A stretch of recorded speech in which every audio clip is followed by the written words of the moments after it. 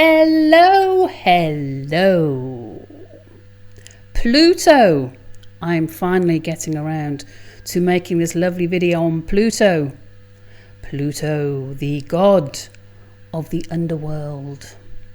That which grows and exists underground is the territory and under rulership of Pluto, such as viruses.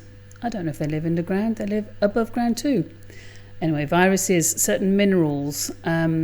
You have Pluto also rules atomic, nuclear kind of energy. Obviously, Pluto rules the deep, the dark, the intense. Pluto rules that whole kind of criminality, death, the taboo, all that kind of stuff, other people's resources.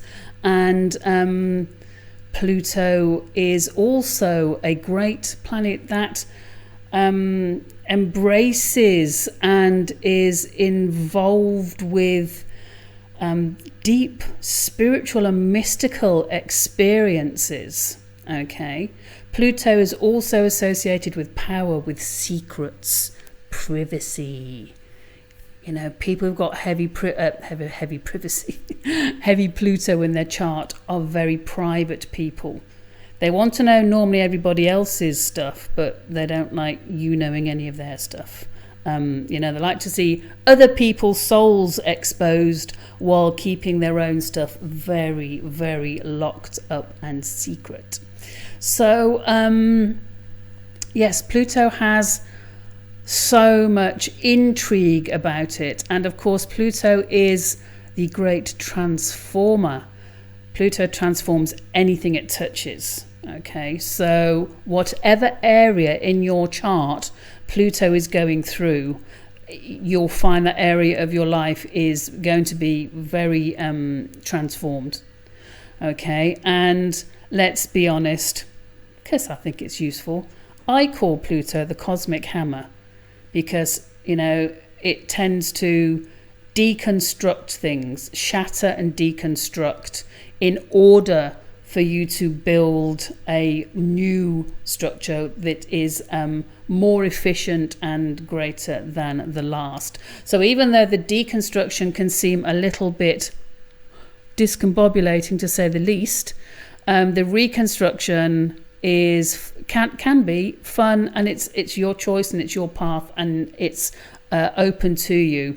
I will tell you personally that when Pluto was in Capricorn, went into Capricorn in 2008, and so it's been in Capricorn all that time until now. It's coming into Aquarius in March next year, 2023. Pluto was going through for most of Pluto was going through my 10th house, which is career, your social standing, your reputation, your authoritative kind of position in life, your career. And it started in Capricorn in 2008, and in 2011, so only 3 years later, when it was in my 10th house, I had a huge life change, massive career change, as in just kind of I moved countries. My career and my social standing, my reputation went through quite a transformative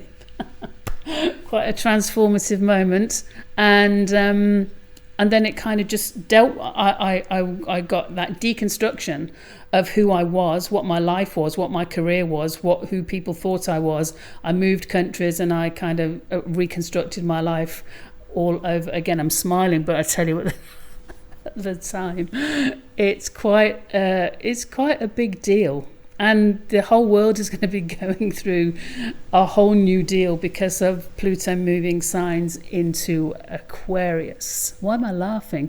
I don't know. I just because I don't know. I quite like change. People who don't like change, it is very difficult. So there's Pluto, deep, controlling, power.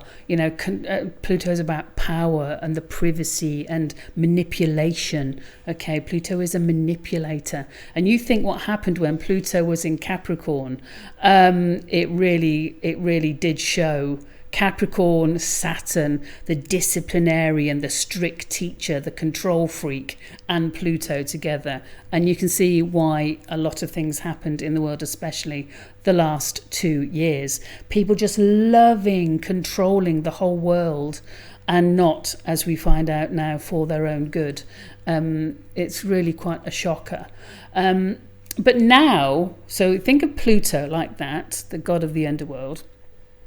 And then it's moving into Aquarius March 2023. It's kind of coming back and forth. Okay, so like it does, it kind of goes into a constellation, then it comes back. So it'll go into the constellation of Aquarius, then it'll come back into Capricorn, then it'll go into Aquarius again. So it's doing that toing and froing for us to kind of get an idea. So what's it going to transform? What's it going to deconstruct? What does Aquarius represent? And of course, we're talking about, I think it's 20 years. I read somewhere it was 40, but I think it's 20 years that, more or less 20 years that Pluto is in Aquarius. So whatever area of your chart it's in, you're going to know about it, because Pluto is going to go, okay, got some work to do here. Let's deconstruct this. Let's kind of, get rid of that cosmic hammer. Let's smack that down and turn it into shards. And now let's swipe it clean and let's build that area of your life again. And so, for instance, if you had Pluto going through your 9th house, the 9th house is about higher learning, philosophy, it's about writing, it's about travel, foreign cultures, some aspects to about law as well. So, for instance, let's say it's going through your 9th house, it could transform your philosophy on life. Pluto going through this area of the 9th house could go, you used to think that, but now actually you're older and wiser. You've completely changed your philosophy. You've completely changed how you think about that particular thing, or a spirituality, or your religion, or what you were studying, some kind of philosophical person you might have really valued. It could really change all that kind of stuff. You could be changed by traveling, by being involved in foreign cultures. The 9th house is ruled by Jupiter, so it's very expansive. So there's a lot of stuff that can happen wherever Pluto is in your chart. Aquarius is in your chart, I should say. So if you know your chart, see where Aquarius is, and then you can kind of go, oh, okay, I'm going to have a big change here. So forewarned is forearmed. You kind of know it's coming. So, hey. And so Aquarius, what is Aquarius? What words come to mind when I think of Aquarius? Bonkers, eccentric, brilliant, innovative, people that think outside the box. Aquarius in the old days was ruled by Saturn. Now it's ruled by Uranus. Uranus is the planet of lightning bolts, things coming out the blue, surprises, brilliant ideas, futuristic, Star Trek, my era, Star Trek, teleportation, all that kind of stuff. And in the med lab in Star Trek, where they just had that little zoomy thing that went over you, the med bed thing, how people say there's med beds coming, or they already exist. Maybe teleportation already exists also, but we haven't been exposed to it, and now we're going to find out. That's what Pluto in Aquarius is. It's that futuristic kind of great developments, hopefully great developments in architecture, water, the use of water, really intelligent use of the wonderful things that we have on Earth to make our journey beautiful.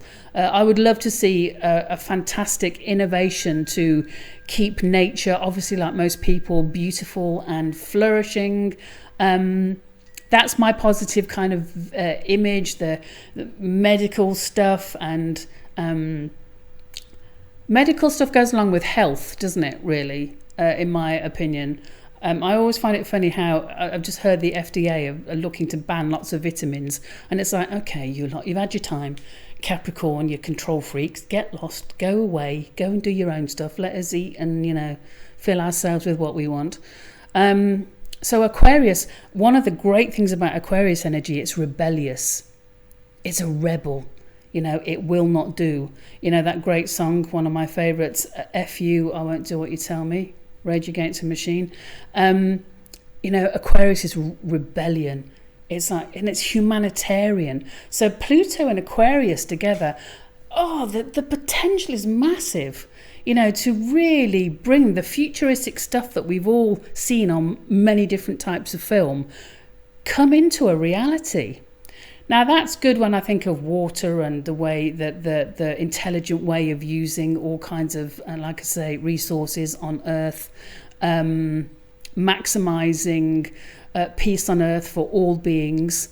But the downside of it, I think it's a downside. Maybe you don't, and that's okay. That's your prerogative. The downside is artificial intelligence and the rise of digital living, digital passports, controlling everywhere you go, big brother eyes on you, face recognition, not a moment of peace or quietness. Somewhere someone is always spying on you, which they already are, via computers, phones, things in the streets and whatever. And that, Neuralink, Elon Musk's Neuralink, put a chip in your brain. So, if you have a wrong think, then they give you one of those zzz, zzz, zzz, like those dog collars. If you misbehave, they just zzz.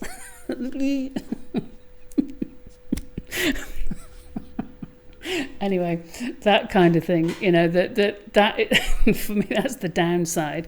If you make a comment against the government, the nutcases and psychopaths in charge, you get like a zzz, and you don't get to travel and you don't get to do all kinds of things because, you dare to ask a question, and these people are incapable of handling questions and common sense and reasoning and honesty and truth and all the rest of it. So hopefully when that Capricorn is fully gone, these people who really need to be kind of in some kind of nice little home where they can get the mental health help that they obviously need. And then people who are wanting just to live in love and harmony and lots of trees and fruits that aren't mutated with glyphosate. Anyway, here I am going off. Just food systems that are just honest, just food like it used to be, normal food that isn't tampered, weather that isn't tampered, just leave it alone. It's just... But, we're going into a futuristic age. You think of all the best things you've ever seen on any sci-fi movie, and I've watched a lot of them, that I know I've said this before, but I had a friend once who had access to certain top secret governmental things, and he wouldn't say anything because obviously there must kind of... Well, people sign the Official Secrets Act, don't they? But he said, anything that you've seen on any film or any article, you can bet it's already 25 years old, if not more, and it's like old hat. It might still be secret, but it's old hat, and there's something that's far more developed.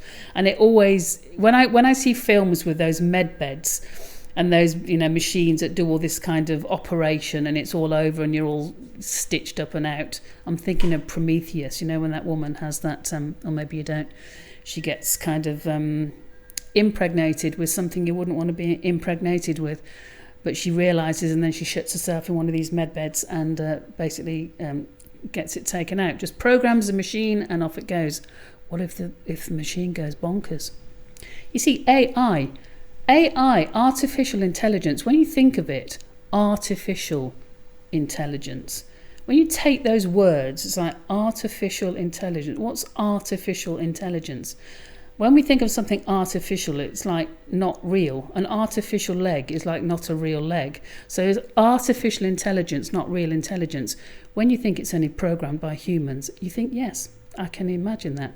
It's not real because it's programmed by someone who probably sits in a basement a lot and, doesn't socialise with a lot of people. Anyway, so Pluto and Capricorn. Fantastic game changer, totally different energy than the Capricorn piece of granite. No, I shouldn't say miserable, but I've just said it. So miserable, doesn't want any fun, wants to look at your tax returns constantly, wants to find fault with everything. And on a good day, Capricorn is a stayer. It's reliable. It's, it kind of does the job. It gets things done. Let's be honest. It's a very, very strong and, all joking aside, Capricorn plays the long game, and Capricorn gets the job done. And you can just kind of know that you can let it get on with it, and by the time always meets the deadlines, always does what it promises to do. So that is a good thing. Aquarius is unstable in a way, because it's a wild card. It's almost like a wild card. You never know. With Uranus, you never know what's coming. You never know what's next. So, could be all kind of change. And some great things coming out. Because like Pluto, like I say, rules secrecy and things. Could be new metals found. There could be new kind of things from under the earth found. UFOs, hey? Who knows what? Who knows what they're hiding in? Antarctica. One of my favourite little things. Anyway, secrets could come out. Secrets to do with futuristic developments. Pluto, secrets. Aquarius, all this futuristic stuff. So have a look in your own chart if you know where your Aquarius is. And like I say, you'll see where you're going to have your personal little deconstruct and opportunity to reconstruct. And it can be very positive, because sometimes you want to change an area of your life, but you just can't find the oomph and the impetus to get on with it and do it. And Pluto will come along and you will not be able to stop it. I've tried it myself. I remember getting a prediction from my own astrologer many years ago, and I just thought to myself, I'm going to override this. I'm going to really put astrology to the test. I'm not going to let this happen. I'm going to just go, no. I'm going to do everything, all the work and the spiritual work and the this, that and the other. Of course it happened. Pluto just went, steamrolled through the area of my life and kind of, okay. And then afterwards you go, that was great, because it flattens it. It's like an old building that just needs flattening, and you get the chance to rebuild in the way you want now, the person you are now. So so I'm going to do also a video on Saturn moving signs. So Saturn's also moving signs next year. It's huge astrologically to have these two big powerful planets moving signs. And the thing with Pluto, it moves very slowly.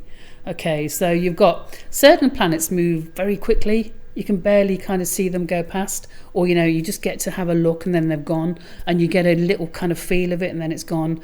Pluto is like slow walking, like a sloth. Slow walking. You can watch it for ages and you can see exactly all the hairs on its nose and everything, and its big long claws, and you get a really good look at it. And then it might have a little nap, and then you get a retrograde, so it goes back a few degrees in your house, and then it goes forward again. And by the time this sloth has been in this house of your chart for however long, you really know what it looks and smells like, and what sounds it makes and everything about it. Whereas if it's a roadrunner going through your house in your chart, then it's a bit different. So I'm just going to pick a card, for this transition, something to give us some guidance about how we can use this wonderful. I'm very excited about it because, like I say, it's beautiful to have be alive when Pluto is moving signs. You know, it's a very exciting time. So Pluto in Aquarius, it fully moves into Aquarius November 2024. It starts its first little ingress in March 2023, and it kind of goes backwards and forwards. Cards just jumped out on the floor. What was it? This is going to be one of those ones if I like it. Oh no, there's two of them. I don't know if I want to use these two. Oh dear. As you do. Okay, I'm going to. They jumped out and I like jumpers. This is the one I saw first. So the first one is the Six of Cups. Six of Pentacles. It's very clear, Diane, they are pentacles. Okay, Six of Pentacles. The wealthy red-robed guy is sharing his money with those who need it. Okay, he's weighing out and he's kind of sharing his goods and knowing what people need and sharing his being generous. But then there's a kind of look at that, isn't there? You think, is he being generous or is he, you know, who's he to decide how much they should get? That's what I kind of think today. You know, he's got his scales in his hand and he's kind of weighing out what people need. That's quite poignant, isn't it? And then the second one, and I have to say, I looked at it and thought, really, do I want to show that? But I'm going to. Okay, and the second one is this. The big release. Three of Swords. Three of Swords, it's like a boil that's come to a head and you have to lance that boil. You know, with deconstruction can come a little bit of disappointment and sadness of that which you are letting go of, but always focus on the reconstruction. So of course there's going to be a little bit of discomfort and pain and sadness about leaving the old. And, you know, this kind of knowing what's good for you, trusting that there's, I'd say at the moment, that today I get this, trusting that you're going to be provided for wherever it is in your house, whatever changes that you're going through, trust that you know, things are going to work out. There's always something out there that is very beneficial, looking over you. I know sometimes it doesn't feel like it, but that Six of Pentacles, sharing out and a generosity from an energy nearby. Okay, so that's my take on Pluto. I could go on for hours really, but I'm not going to. And I'll do a video on Saturn moving into Pisces. So thank you so much for staying with me and watching, and I'll see you soon.